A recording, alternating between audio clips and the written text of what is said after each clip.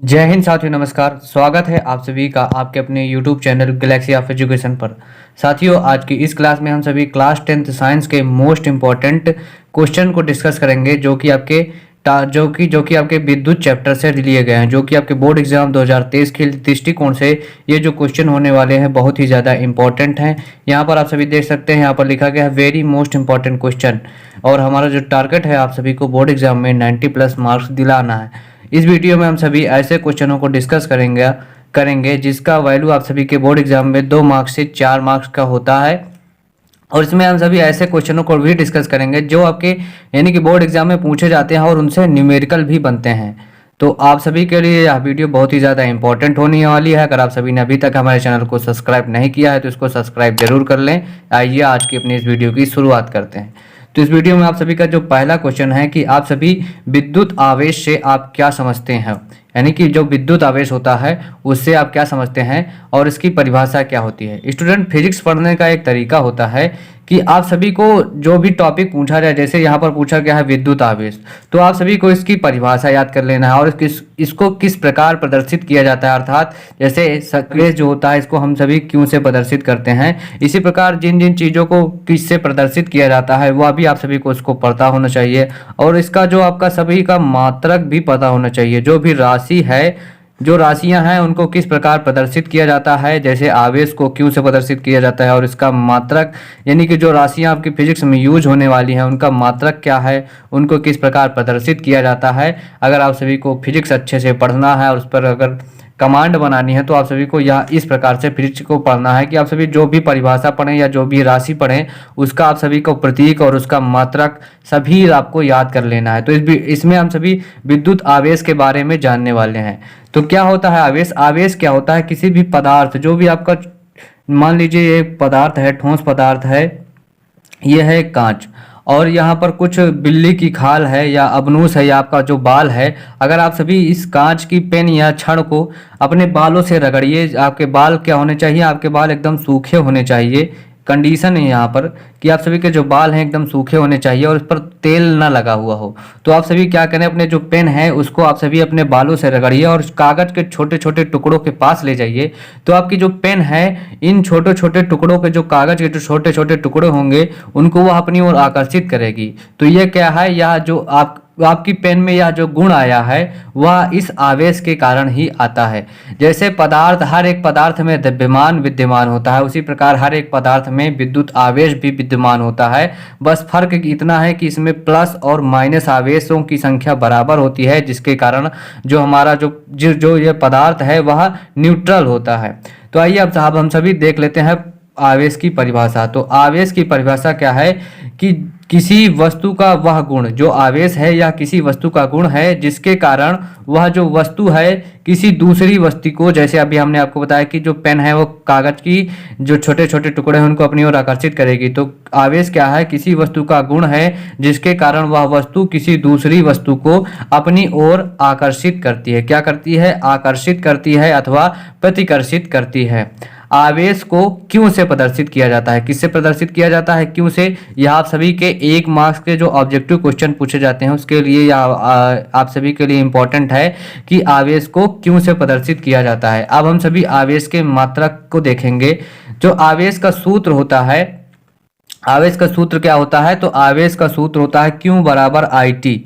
क्या है? Q बराबर आई टी, यह है आवेश का सूत्र होता है। और इसका जो यहाँ पर जो Q बराबर आई टी हमने लिया है, यहाँ पर जो Q है, ये जहाँ पर Q क्या है? किसी भी वस्तु पर जो आवेश की मात्रा है, अर्थात जो वस्तु है वह कितना आवेश कंटेन कर रही है वह उसकी मात्रा है यहाँ पर Q।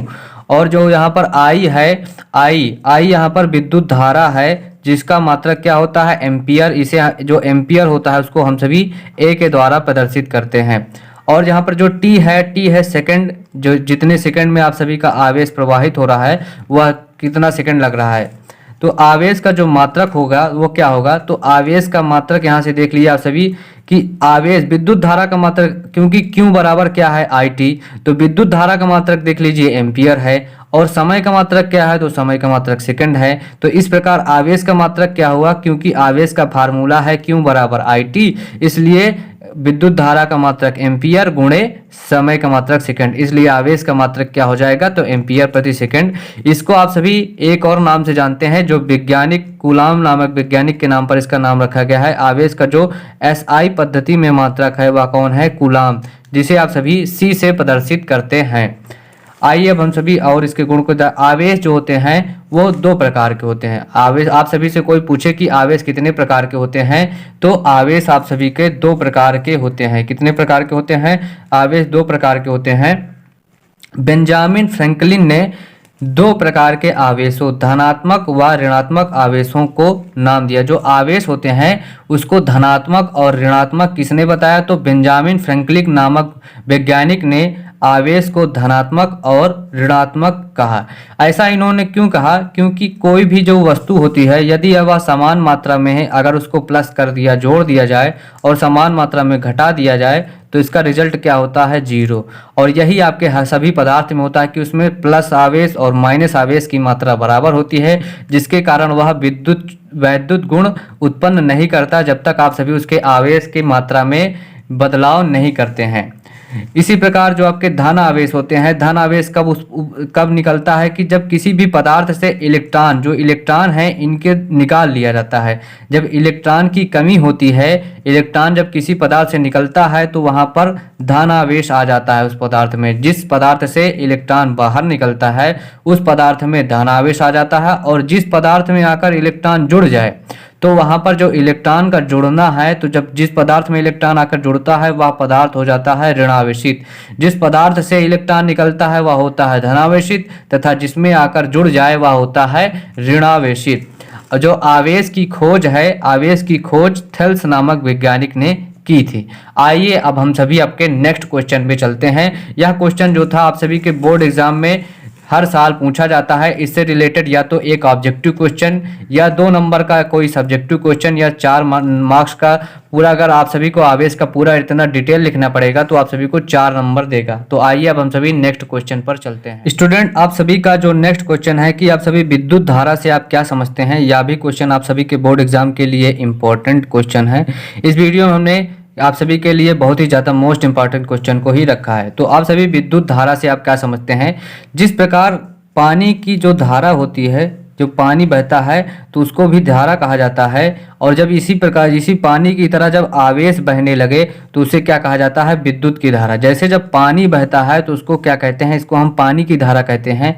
लेकिन जब इसी पानी की तरह किसी धातु में आवेश बहने लगे, इलेक्ट्रॉन बहने लगे, तो इसे क्या कहा जाता है, विद्युत धारा। इलेक्ट्रॉनों की जो धारा होती है वह विद्युत धारा कहलाती है। तो आइए अब हम सभी देखते हैं कि किसी चालक में आवेश के प्रवाह की दर को विद्युत धारा कहते हैं, और इसे I से प्रदर्शित किया जाता है। किससे, इसे I से प्रदर्शित करते हैं। अर्थात जो विद्युत धारा की परिभाषा हुई वह क्या होगी, किसी चालक में आवेश के प्रवाह की दर को विद्युत धारा कहते हैं, इसे I से प्रदर्शित करते हैं। अगर आप सभी के बोर्ड एग्जाम में यह 2 मार्क्स का पूछा जाए, अगर आप सभी को मैं जितना बता रहा हूँ अगर आप उतना लिख दें तो आप सभी को 2 के 2 मार्क्स पूरे के पूरे मिलने वाले हैं। आप सभी को बस इसके बाद इसकी परिभाषा लिखना है, इसको किससे प्रदर्शित करते हैं उसको बता देना है, और इसका एक मात्रक लिख देना है। तो अतः विद्युत धारा बराबर क्या हुआ कि आवेश के प्रवाह की दर। इस प्रकार जो विद्युत धारा है उसका जो यानी कि जो इसका सूत्र हुआ वह क्या हुआ, क्योंकि यहाँ पर देखिए दर दिया गया है, तो दर किसके सापेक्ष होता है, समय के सापेक्ष। तो इसलिए I बराबर Q अपॉन T, ये क्या हो गया, विद्युत धारा का सूत्र हो गया। इस सूत्र पर आप सभी से बोर्ड एग्जाम में सवाल भी पूछ लिए जाते हैं। कितने मार्क्स के, 1 मार्क्स के। यहाँ पर जो आपका सूत्र दिया गया है I बराबर Q अपॉन T, जहाँ पर क्या है, I चालक में प्रवाहित विद्युत धारा है, और जो Q है ये चालक में प्रवाहित आवेश है, और C जो इन आवेश को प्रवाहित होने में जो समय लगा है वो यहाँ पर आपका T दर्शा रहा है, जो कि समय के लिए। इस प्रकार I बराबर Q अपॉन T हो गया। आइए अब हम सभी इसके मात्रक को देख लेते हैं। तो फिर यहाँ पर देखिए, क्योंकि यहाँ पर दिया गया है I बराबर Q अपॉन T, इस प्रकार विद्युत धारा का मात्रक क्या हो जाएगा, क्योंकि आवेश का मात्रक आप सभी को हमने अभी बताया कि आवेश का जो मात्रक है वह क्या होता है, आवेश का मात्रक होता है कूलाम। क्या होता है, आवेश का मात्रक हमने अभी आपको इसके पहले बताया था कूलाम होता है।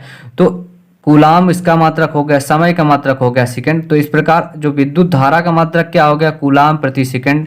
इसको आप सभी एम्पियर भी कह सकते हैं। कैसे कह सकते हैं, क्योंकि जो आवेश होता है क्यू बराबर क्या होता है, क्यू बराबर होता है आई इंटू टी, है ना, आई इंटू टी होता है। और जो विद्युत धारा का मात्रक होता है या होता है एम्पियर, क्या होता है, विद्युत धारा का मात्रक होता है एम्पियर।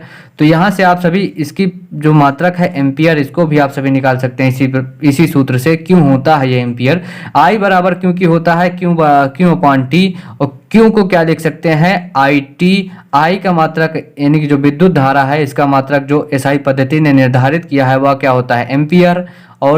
और टी का मात्रक हो गया सेकंड, और यहाँ पर क्यू अपॉन टी है तो ये वाला सेकंड का ये वाला सेकंड कट गया, और आवेश वाले सेकंड से ये सेकंड कट गया, तो टोटल यहाँ पर केवल एम्पियर ही बचा। इसलिए इसका जो मात्रक नेक्स्ट मात्रक है कूलाम प्रति सेकंड के अलावा विद्युत धारा का मात्रक एम्पियर होता है।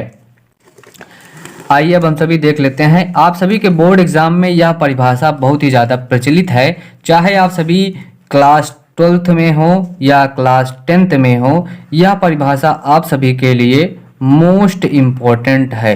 अर्थात पूरी विद्युत की सबसे ज़्यादा इम्पॉर्टेंट परिभाषा कौन सी है, तो ये है कि 1 एम्पियर विद्युत धारा क्या होती है ना। तो यह जो क्वेश्चन है आप सभी के लिए वेरी वेरी इंपॉर्टेंट है। इस क्वेश्चन को जरूर ही आप सभी याद कर लेना। और अगर आप सभी को ये जो वीडियो है इसकी नोट्स चाहिए तो आप सभी हमारे channel Telegram channel UP board, यहाँ पर टेलीग्राम पे आप सभी सर्च करिएगा UP board class 10th and 12th 2023। तो आप सभी को वहाँ पर आपका हमारा जो चैनल है टेलीग्राम वो मिल जाएगा, जहाँ पर आप सभी को पीडीएफ आसानी से मिल जाएंगी। आप सभी के पूरे सभी सब्जेक्ट के पीडीएफ वहाँ पर उपलब्ध हैं। इम्पॉर्टेंट क्वेश्चन भी वहाँ पर होते हैं, और संडे वहाँ पर डेली क्विज भी होती हैं। तो आप सभी हमारे टेलीग्राम चैनल से भी जरूर जुड़िए। तो 1 एम्पियर की परिभाषा होती है, क्या होती है कि यदि किसी परिपथ में 1 सेकंड में 1 कूलाम आवेश प्रवाहित हो तो परिपथ में प्रवाहित धारा का मान कितना होगा, 1 एम्पियर। यह परिभाषा कहाँ से आई, यह परिभाषा या इसके सूत्र से ही बनाई गई है कि यदि 1 कूलाम आवेश प्रवाहित होगा और 1 सेकंड उसको प्रवाहित होने में लगेगा तो जो धारा की मात्रा है वह भी कितनी होगी, 1 ही होगी। और इसको हमने एम्पियर के तहत दर्शा दिया। तो 1 एम्पियर क्या होता है, किसी परिपथ में 1 सेकंड में यदि 1 कूलाम आवेश प्रवाहित हो तो उस परिपथ में प्रवाहित धारा का मान 1 एम्पियर होता है। तो स्टूडेंट ये थे आप सभी के बोर्ड एग्जाम के लिए बहुत ही ज़्यादा मोस्ट इंपॉर्टेंट क्वेश्चन, जो कि आप सभी के विद्युत चैप्टर पर आधारित थे। आगे आने वाली वीडियो में मैं आप सभी को विभव तथा विभवांतर के बारे में बताऊंगा, और जितने भी मोस्ट इंपॉर्टेंट क्वेश्चन हैं उनको भी मैं लेकर ही जल्दी से जल्द आऊँगा। तो आप सभी हमारे चैनल गैलेक्सी ऑफ एजुकेशन 2.0 को अगर आप सभी ने अभी तक सब्सक्राइब नहीं किया तो उसको सब्सक्राइब जरूर कर लें, क्योंकि